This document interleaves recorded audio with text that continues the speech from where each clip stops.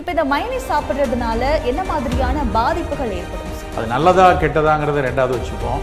அது எந்த அளவுக்கு பாதுகாப்பானதுங்கிறத மூணாவது வச்சுக்கணும். முதல் விஷயம் அது நமக்கு தேவையில்லை. வீட்டிலேயே முந்திரி வச்சோ அல்லது பூண்டு இதெல்லாம் கலந்து மைனஸ் சில பேர் செய்கிறாங்க. அப்போ அந்த மாதிரி மைனஸ் செஞ்சு சாப்பிடலாமா? அது ஓகேவா? மைனஸ் வேணும், அதை நான் வீட்டிலேயே தயாரிச்சுக்கிறேன் அப்படிங்கிற ஒரு போக்கே என்னை பொறுத்த வரைக்கும் அவசியம் இல்லாத ஒன்றாகத்தான் தெரியும். இன்னொன்று, இதை யாரெல்லாம் எடுத்துக்கலாம்? கர்ப்பிணி பெண்கள், குழந்தைகள் இதை சாப்பிடலாமா? இந்த மாதிரி கர்ப்பிணி பெண்களோ குழந்தைகளோ பொதுவாக இதை தவிர்ப்பது நல்லது. முட்டையை நல்லா வேக வச்சு சாப்பிடலாமே, ஒரு மீன் துண்டு அழகாக குழம்பு வச்சு சாப்பிடலாமே. மயோனைஸ் வடிவில் தான் நமக்கு புரதம் வரணும்னு அவசியம் கிடையாது. ஸோ உடலுக்கு சத்து வேணும்னு நினச்சோன்னா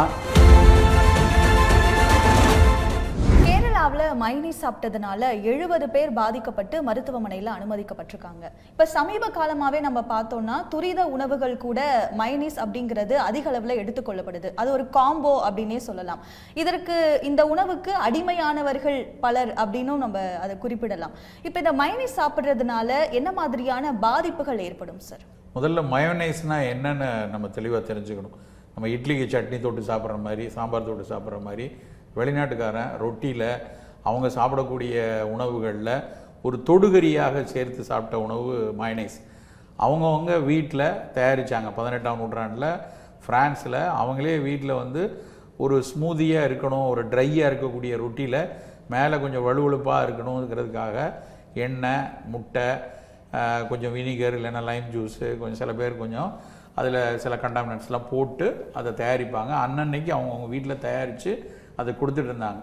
அந்த சுவை மிகப்பெரிய அளவில் ஐரோப்பாவில் பிரபலமானதுனால பெருநிறுவனங்கள் அதை வந்து ஒரு நாள் 2 நாள் வைத்திருக்க வேண்டிய ஒரு உணவை 2 வருடங்கள் வைத்திருக்கக்கூடிய அளவில் நிறைய ப்ரிசர்வேட்டிவ்ஸ்லாம் போட்டு உலகம் முழுக்க பாப்புலர் ஆக்கிட்டாங்க.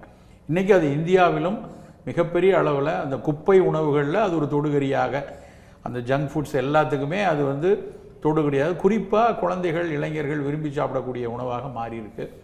பல ஆண்டுகளாக நான் சொல்லிட்டு வரேன், அந்த மயோனைஸ் நமக்கு தேவையில்லாத உணவு. அது நல்லதா கெட்டதாங்கிறத ரெண்டாவது வச்சுப்போம். அது எந்த அளவுக்கு பாதுகாப்பானதுங்கிறத மூணாவது வச்சுக்கலாம். முதல் விஷயம் அது நமக்கு தேவையில்லை, அவசியம் இல்லாத ஒரு உணவு. நம்பர் 1. இன்றைக்கி என்ன மாதிரியான பிரச்சனை கேரளா பார்த்துட்ருக்கு, 70 குழந்தைங்க போய் அட்மிட் ஆகிருக்காங்க அப்படின்னு பார்க்கும்போது இது புதுசாக நடக்கிற விஷயம் இல்லை. உலகம் முழுக்கவே மயோனைஸ் வந்து பல நேரங்களில் ஒவ்வாமையை ஏற்படுத்தும். அது ஒரு பெரிய அளவில் உயிரிழப்போ அதெல்லாம் வரப்போகிறதில்ல, ஆனால் அலர்ஜியை உண்டாக்கும். ஏன்னா அதில் இருக்கக்கூடியது முட்டை வந்து ரா முட்டையை வச்சு அவங்க முட்டை மிகப்பெரிய அளவில் பயன் தரக்கூடிய ஒரு உணவு. ஆனால் அதை வந்து பச்சை முட்டையாக அதில் எண்ணெயை விட்டு தண்ணீரை வச்சு எலுமிச்சை முளைச்சாரோ இல்லை என்ன அவங்க சேர்த்து பண்ணாங்கன்னு தெரியல, எல்லாம் சேர்த்து பண்ணும்போது அது ஒவ்வாமையை ஏற்படுத்தலாம். ரொம்ப குறிப்பாக இப்போ அந்த மாதிரி கடைகளில் நேரடியாக தடவி கொடுக்கக்கூடிய மயோனைஸ் யாரும் அவங்களே செய்கிறதில்லை. ப்ரிசர்வேட்டிவ் போட்டு ஏதோ ஒரு நிறுவனம் தயாரித்திருக்கக்கூடிய 1 ஆண்டு 2 ஆண்டு ஷெல்ஃப் லைஃப் உள்ள மயோனைஸை தான் வாங்கி தடவி கொடுக்குறாங்க. இது எல்லோருக்கும் ஏற்றுக்கொள்ளாது. சில பேருக்கு ஒவ்வாமையே உண்டாக்கும். ஏன்னா அது அதீத புரதம், புரோட்டீன் வந்து நிறைய இருக்குது அந்த முட்டையில்.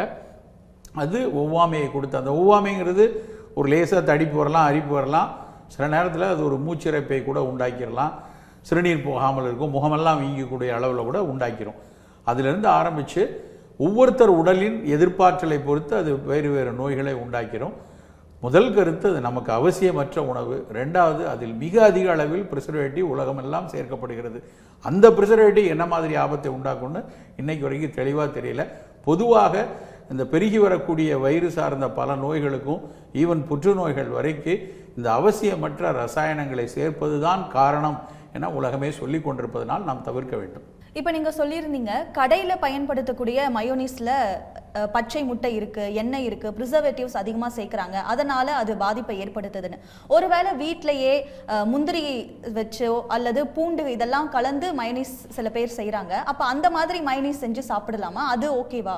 எப்படியாவது ஒரு புதிய சுவையை ரசிக்க வேண்டுங்கிற ஒரு மனோபாவமே நம்ம மாற்ற வேண்டிய மனோபாவம் தான். அதாவது மயோனைஸ் வேணும், அதை நான் வீட்டிலேயே தயாரிச்சுக்கிறேன் அப்படிங்கிற ஒரு போக்கே என்னை பொறுத்த வரைக்கும் அவசியம் இல்லாத ஒன்றாகத்தான் தெரிகிறது. நம்மக்கிட்ட அதே முந்திரி பருப்பை, அதே வெள்ளைப்பூண்டை வச்சு எத்தனையோ நல்ல உணவுகள் நம்ம தயாரிக்க முடியும். நான் மயோனைஸ் தான் தயாரிப்பேன், நான் அதை வந்து சேர்த்து நான் வீட்டிலேயே தயாரிச்சுக்கிறேங்கிற போக்கு வந்து பல நேரங்களில் தவறை உண்டாக்குறேன். ஏன்னா அதில் வந்து பொதுவாக என்ன சொல்கிறாங்க, இந்த முட்டை, பச்சை முட்டையில் வந்து சில நேரங்களில் அதில் இந்த சால்மோனல்லாங்கிற ஒரு பாக்டீரியா இருக்கும் அப்படிங்கிறது தான் அதில் உள்ள கன்சர்னே. அதனால தான் பாஸ்சரைஸ்டு எக்கை வச்சு பண்ணணும்னு உலகம் முழுக்க அதுக்கு வழிகாட்டுதல் இருக்குது. வீட்டில் வச்சு செய்யணுன்னா அதுக்கு அதை கொஞ்சம் வேக வைக்கணும், வெந்நீரோ எலுமிச்சம்பழமோ வச்சு அதை பாஸ்சரைஸ் பண்ணிட்டு தான் அதுக்கப்புறம் அதை பயன்படுத்தணும். எத்தனை பேர் அப்படி வீட்டில் அதை செய்வார்கள் என்று எனக்கு தெரியல. ஸோ அடிப்படையில் இதை தவிர்க்கலாம், வேண்டான்னு நம்ம எடுத்துக்கிற முடிவு தான் ரொம்ப ரொம்ப முக்கியம். அதையும் தாண்டி உணவுத்துறை வழிகாட்டுதல் என்ன சொல்கிறாங்களோ அதன்படி அதில் இருக்கக்கூடிய அந்த மாசுக்கள் நச்சுக்கள் எந்த விதத்திலும் பாதுகாக்காதபடி ஒருவேளை வீட்டில் செய்தால், இல்லைன்னா நீங்கள் சொன்ன மாதிரி அந்த முந்திரி பருப்போ வெள்ளை பூண்டோ சேர்த்து செஞ்சால் அதுக்கு பேர் மயனைஸ்னு இருக்காது.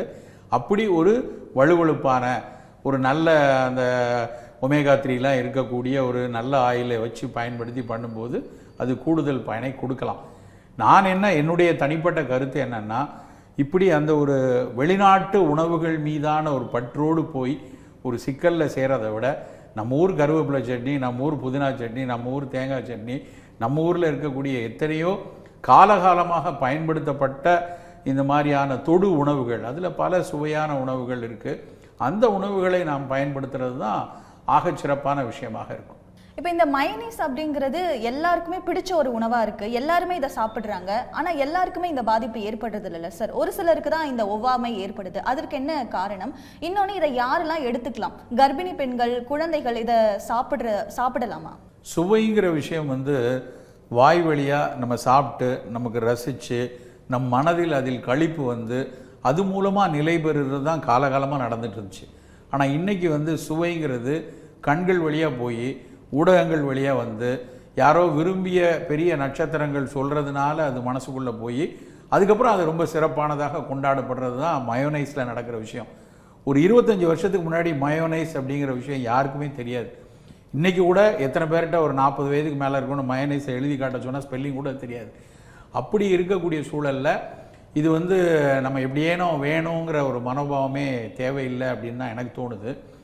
ரெண்டாவது, இது நீங்கள் கேட்டீங்க எல்லாருக்கும் அலர்ஜி உண்டாக்குறது இல்லையா? ஆமாம், எல்லாருக்கும் உண்டாக்குது. ஏன்னா adaptive immune system, innate immune சிஸ்டம்ங்கிற எதிர்ப்பாற்றல் நபருக்கு நபர் மாறுபடும். சில பேர் மிகப்பெரிய அளவில் எதிர்ப்பாற்றல் நல்லா இருக்கும்போது இந்த மாதிரி சிறிய புரதங்கள்னால வரக்கூடிய அந்த ஒரு மாசுக்கள் உள்ளே போய் அது உடலில் ஒவ்வாமையை கொடுக்கறத கண்டிப்பாக அந்த ஒரு உடம்பு அதை எளிதாக சரியாக்கிடும். ஆனால் சில பேருக்கு அது அவர்களுடைய இம்யூன் சிஸ்டம் சரியாக இல்லை ரொம்ப ஹைப்பர் ஆக்டிவாக, சரியாக இல்லைன்னு சொல்கிறத விட ஹைப்பர் ரியாக்டிவாக இருந்தது அப்படின்னா அவர்களுக்கு இது ஒவ்வாமையை கொடுத்துரும். நீங்கள் பார்த்துருப்பீங்க, மீன் சாதாரண எல்லாரும் சாப்பிட்டு இருக்க மீன், சில பேருக்கு மீன் சாப்பிட்டோன்னே உதடு வீங்கிரும், மேலெல்லாம் தடிப்பு வரக்கூடியதை பார்த்துருக்கோம். அதுக்காக எல்லா மீனும் கெடுதல் கிடையாது. அந்த தனிப்பட்ட நபருக்கு அது ஒவ்வாமையை கொடுக்கக்கூடிய விஷயமாக இருந்திருக்கும். அதனால் இந்த அலர்ஜி அப்படிங்கிற விஷயம் எல்லாருக்கும் காமனாக இருக்காது, சில பேருக்கு மாறிப்பட்டு இருக்கும். பொதுவாக நீங்கள் இன்னொரு முக்கியமான பாயிண்ட் சொன்னீங்க, கர்ப்பிணி பெண்கள், குழந்தைகள்னால் அவங்க வல்னரபிள் குரூப்.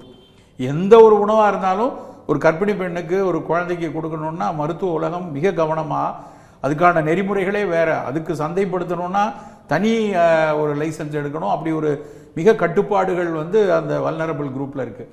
அவர்கள் பொதுவாக நான் சொல்வது என்னென்னா, இந்த மாதிரி கர்ப்பிணி பெண்களோ குழந்தைகளோ பொதுவாக இதை தவிர்ப்பது நல்லது. என்ன அதிலேருந்து என்ன கிடைக்குதுன்னு அதில் நல்ல விஷயம்னு எடுத்து பார்த்தா அதில் கிடைக்கக்கூடிய ஒமேகா 3 இதுவோ உணவோ இல்லைன்னா அதில் இருக்கக்கூடிய புரதச்சத்தோ நமக்கு எத்தனை அதர் உணவுகளில் இருக்குது. ஒரு கேழ்வரகுல கிடைக்காததா? இல்லைன்னா முட்டையை நல்லா வேக வச்சு சாப்பிடலாமே, ஒரு மீன் துண்டு அழகாக குழம்பு வச்சு சாப்பிடலாமே. மயோனைஸ் வடிவில் தான் நமக்கு புரதம் வரணும்னு அவசியம் கிடையாது. ஸோ நம்மக்கிட்ட ஒவ்வொரு ஊர்கள்லேயும் கேரளாவில் இல்லாத மீனா, கேரளாவில் இல்லாத எத்தனை புரதத்துக்கான எவ்வளோ நல்ல உணவுகளை அவங்க வச்சுருக்காங்க, அவர்கள் அதை சாப்பிட்ருக்கலாம்.